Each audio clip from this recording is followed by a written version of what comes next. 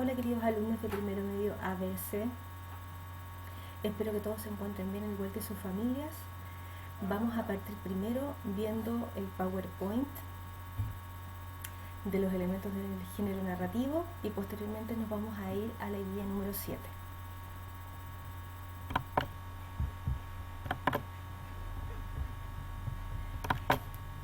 En la guía número 6 estuvimos hablando de la categoría de narradores y de personajes, por lo mismo las vamos a retomar con explicación. Tenemos tres tipos de narradores, en primera, segunda y tercera persona. Los narradores en primera persona son aquellos que cuentan la narración desde yo. Y en esta categoría tenemos al protagonista y el testigo. El narrador protagonista cuenta su propia historia desde su punto de vista y es el personaje principal. Este es el caso del libro El túnel de Ernesto Sábato. El narrador testigo es un narrador que también narra desde el yo, pero no cuenta su historia, cuenta la historia de otros, desde su punto de vista, como es el caso de Crónica de una muerte anunciada. El narrador en segunda persona, al cual hicimos alusión también en la guía número 6, es un tipo de narrador que no es muy utilizado porque tiene una dificultad técnica que se refiere a que él apela a sí mismo o apela a otros, como haciéndole preguntas o reflexiones. Por lo tanto, si bien en la enseñanza media se enseña categoría, no se utiliza mucho en la práctica. El narrador en tercera persona, que habíamos manifestado en la guía número 6, que es un narrador que se utiliza mucho en el cine, porque nos da, por lo menos el narrador omnisciente, un panorama completo de lo que sucede. Se clasifica en narrador omnisciente, como lo había dicho anteriormente, es un narrador que se identifica o se reconoce como el pequeño Dios porque sabe todo lo que pasa con los personajes, sus sentimientos, lo que piensan, su pasado y su futuro. Es el caso del texto de La ciudad de las bestias. Otra categoría que tenemos en este tipo de narrador en tercera persona es el narrador objetivo de conocimiento relativo. Este narrador solamente recoge hechos o nos puede contar lo que escuchó o lo que vio de otros, pero no puede darnos cuenta ni de sus sentimientos ni de sus pensamientos. Ahora bien, la categoría de narrador se puede relacionar con otro elemento que se llama focalización. ¿En qué consiste este? Es el ángulo de visión desde donde se narran los hechos. De acuerdo con esto, el narrador tiene distintos tipos de participación en los hechos y grados de conocimiento con respecto a ellos. Por lo tanto, de acuerdo al grado de conocimiento y visión, es como vamos a establecer una categoría que se establece de la forma en que está en el PowerPoint y como se los voy a explicar ahora, y no se pueden hacer otros tipos de combinaciones. Por lo tanto, para la focalización 0 siempre la tenemos que relacionar con el narrador omnisciente. ¿Por qué? Porque en este caso el narrador sabe mucha más información que los personajes. La focalización interna siempre la debemos relacionar con el narrador protagonista, porque manejan el mismo grado de información, tanto narrador como personajes.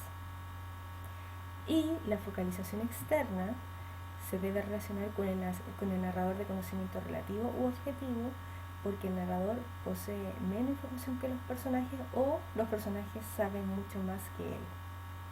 ¿Ya?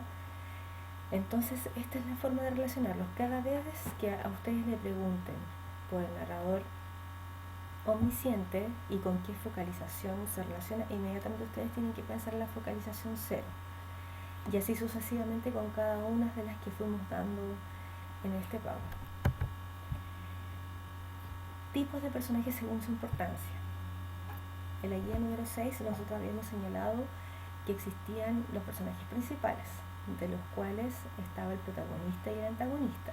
El protagonista es la persona en la cual gira la historia y siempre quiere lograr un propósito, y el antagonista va a ser el que se va a oponer que el protagonista logre ese objetivo. Ambos, dentro de la historia, cuentan con personajes secundarios que son los que los están apoyando, los que están colaborando o entregando con su personaje información para que la historia siga desarrollándose. Pueden estar o del lado del protagonista o del lado del antagonista. Los personajes incidentales o esporádicos son personajes que no tienen una presencia permanente en los hechos. Sin embargo, su participación igual es importante porque puede que aparezcan una sola vez, pero esa única vez que ellos aparecieron fue relevante para la historia o para el desarrollo del personaje principal. Según el desarrollo de los acontecimientos, los personajes se dividen en planos y redondos.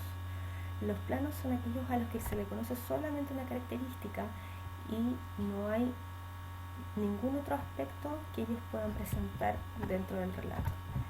Todo el tiempo se mantienen así.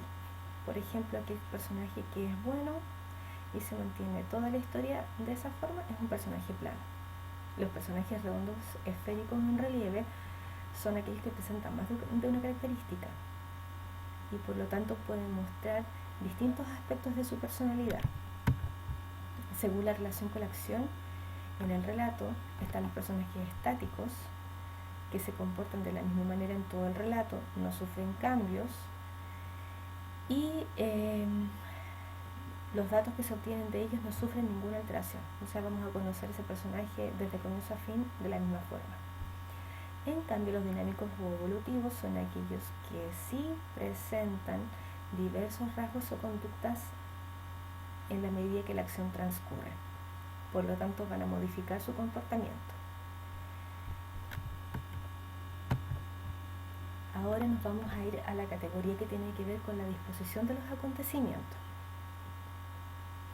Las historias pueden estar contadas desde el inicio, ab ovo, desde un momento intermedio, in media res, o desde el final, in extrema res. ¿Qué pasa con la narración que es ab ovo?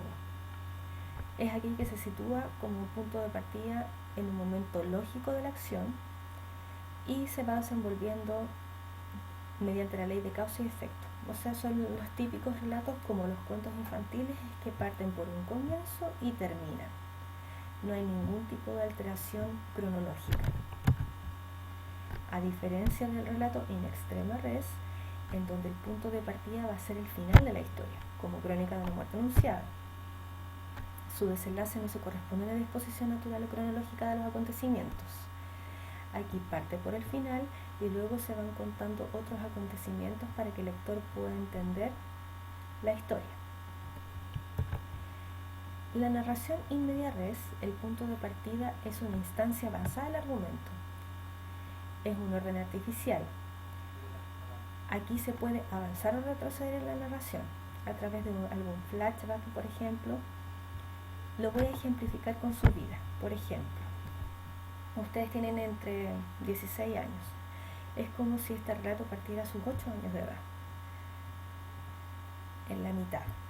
Y ahí ustedes pueden volver a la infancia o hablar un poco de este momento de su historia. Eso sería in media res.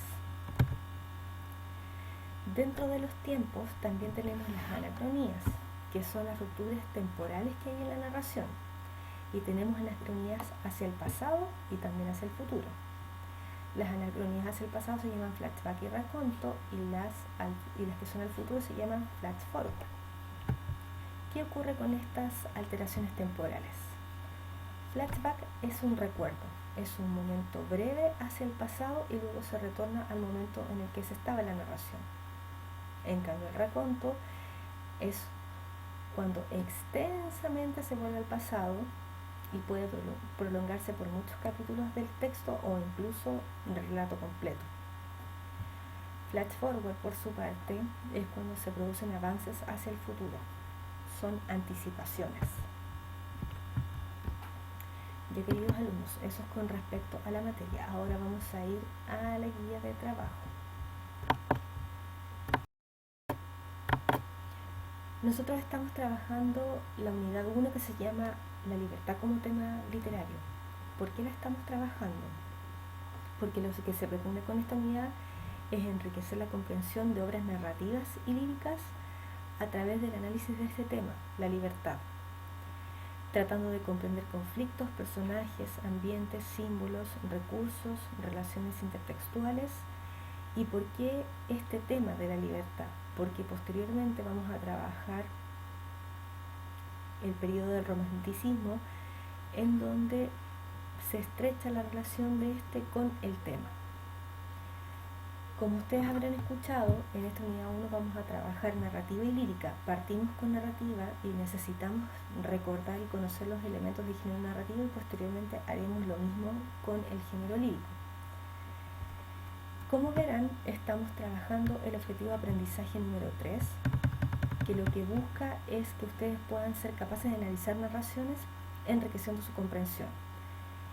Pero para que puedan ustedes enriquecer su comprensión es importante que sepan identificar el conflicto de la obra, analizar a los personajes, que sepan cómo influye el narrador en primera o tercera persona, los tipos de personajes, que identifiquen las creencias, los prejuicios presentes en el texto y el efecto que se produce en el orden de los acontecimientos, además de las relaciones intertextuales que hay en diversas obras.